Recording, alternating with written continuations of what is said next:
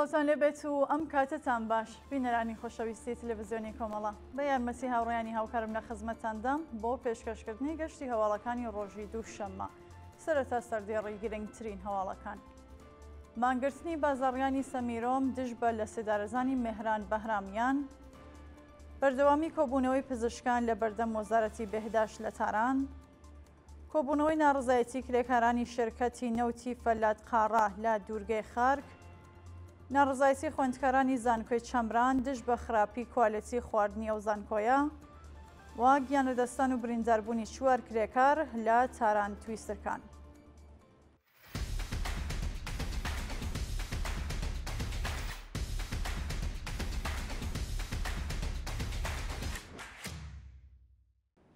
دەستبەسەرکردنی ڕەحمان دەرۆفسادە لە شاری پیرانشار.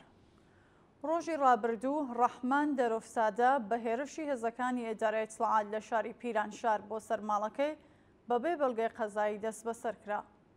ئەو هاوڵاتیە کە خزمایەتی نزیکی لەگەڵ کۆمار دەرۆفتادە لاوی تەمەن 16 ساڵی خەڵکی پیرانشار کە لە ڕەوتی شۆڕشی ژنجیان ئازادیدا بە تەقەی هێزە سەرکوتگەرەکانی ڕژیمی کۆماری ئیسلامی گیانی بەختکرد هەیە لەلایەن هێزە ئەمنیەکانی ڕژیمەوە دەست بەسەر و پاش 7 کاتژمێر لێپرسینەوە بە دانانی بارمتە بە شێوازێکی کاتی ئازادکرا.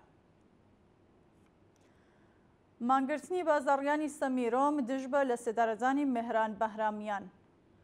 ڕۆژی یەکشەممە 16 خەرمانان خەڵک و بازاڕیانی شاری سەمیرۆم سەر بە پارێزگای ئیسفەهان دژ بە لە سێدارەزانی مێهران بەهرامیان دوکانەکانیان داخست و مانیان گەرز.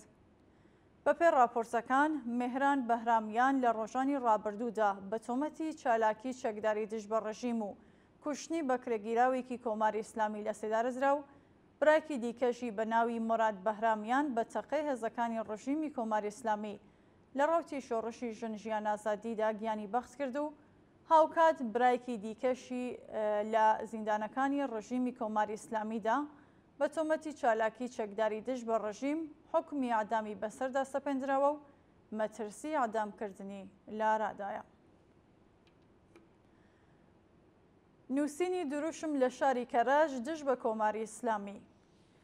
شەوی ڕابردوو لاوان و تێکۆشەران لە شاری کەرەژ لە بەرەبەرەی شۆڕشی ژنجیان ئازادیدا لەسەر دیوارەکانی ئەو شارە دژ بە ڕژیمی گەندەڵی کۆماری ئیسلامی دروشمیان نووسی.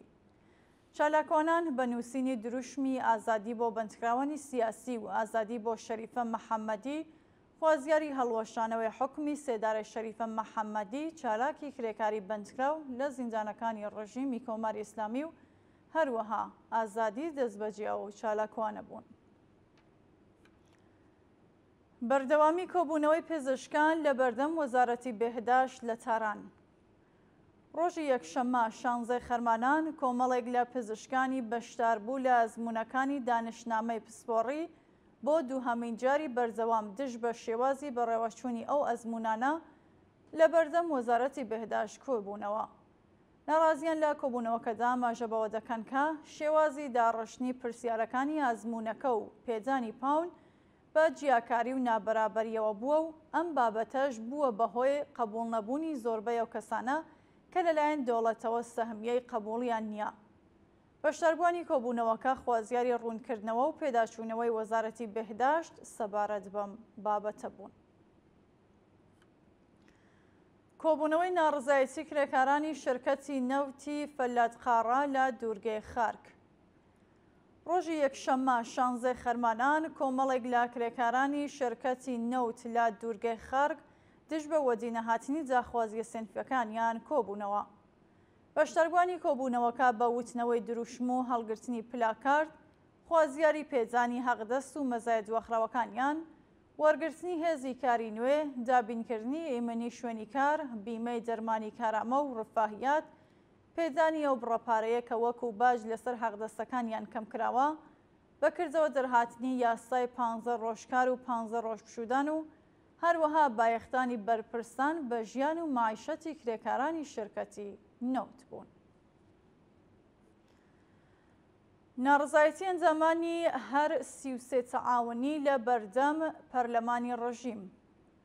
ڕۆژی یەکشەممە 16 خەرمانان دەیان کەسلان دامانی هەر 33 تعاونی بە کۆبوونەوە لە بەردەم بینای پەرلەمانی ڕژیم دژ بە پێنەزانی زەویەکانیان ناڕزایەتیان دەربڕی. بەشداربوونی ئەو کۆبوونەوەی ئاماژە بەوە دەکەن کە بۆ ماوەی زیاتر لە 40 ساڵە پارە لەسەر حەقدەستی کارمەندانی دەوڵەت بە مەبەستی پێدانی زەوی بۆ سازکردنی خانوو کەم کراوەتەوە، بەڵام نەک تەنیا ئیزنی سازکردنی خانوو بە خاوەن زەویەکان نەدراوە، بەڵکو زەویەکانیشیان ڕادەست ناکرێت. ناڕازیان جەخت لەسەرەوە دەکەنەوە کە تا کاتی وەدیهاتنی داخوازیەکانیان بەردەوام ئەبن لە ناڕزایەتی و تەنانەت بەربڵاوتریشی دەکەنەوە. ناڕزایەتی خوێندکارانی زانکۆی چەمران دژ بە خراپی کواڵیتی خواردنیەوە زانکۆیە. بەپێی راپۆرتی ڕێکخراوە خوێندکاریەکان لە ڕۆژانی ڕابردوودا، خوێندکارانی زانکۆی چەمران لە شاری ئەهواز دژ بە خراپی کواڵیتی خواردنی سلفی ئەو زانکۆیە کۆبوونەوە. ناڕازیان بە دانانی خواردنەکانیان لەسەر زەوی و ڕیزکردنیان ئاماژە بەوە دەکەن کە بەرزکردنەوەی ڕێژەی شەهریەی ئەو زانکۆیە و هەروەها خراپی کواڵیتی خواردن زۆربەی خوێندکاران و بنەماڵەکانی خستووەتە دۆخێکی خراپ یابووریەوە و کۆمەڵێکی زۆر لە خوێندکاران توانایی خوێندنیان نەماوە. خوێندکارانی ناڕازی جەخت لەسەر ئەوە دەکەنەوە کە لە ئەگەری وەدی نەهاتنی داخوازیەکانیان مانەگرن و بەردەوام ئەبن لە ناڕزایەتی دەربڕین. دووە هەواڵ گیانەدەستان و برینداربوونی 4 کرێکار لە تاران و تویسرکان. لە ڕۆژانی ڕابردوودا لە شارەکانی تاران و تویسرکانی سەر بە پارێزگای هەمەدان 4 کرێکار بەهۆی نەبوونی منی شوێنی کار تووشی ڕوودا بوون و 2 کرێکار گیانیان لەدەستا. بەپێی راپۆرتەکان کرێکارێک لە شارەکی پیشەسازی شارستانی تویسرکان تووشی ڕووداوی کار بوو و بەهۆی ئاگرگرتنی شوێنی کارەکە بە سەختی بریندار و ڕەوانەی نەخۆشخانەکرا. هەروەها کرێکارێکی وەرزی تەمەن 45 ساڵ لە هەمان شارستان بەهۆی کۆچنە خوارەوەی لە بەرزایی بریندار بوو. هاوکات 2 کرێکاری دیکەی شارۆمەندی ئەفغانستان لە کاتی هەڵکردنی چاڵاو بەهۆی گازگرتووی گیانیان لەدەستاوە. بینەرانی خۆشەویست، هەواڵەکانتان پێشکەشکرا، هەر شاد و ئاسوودە بن.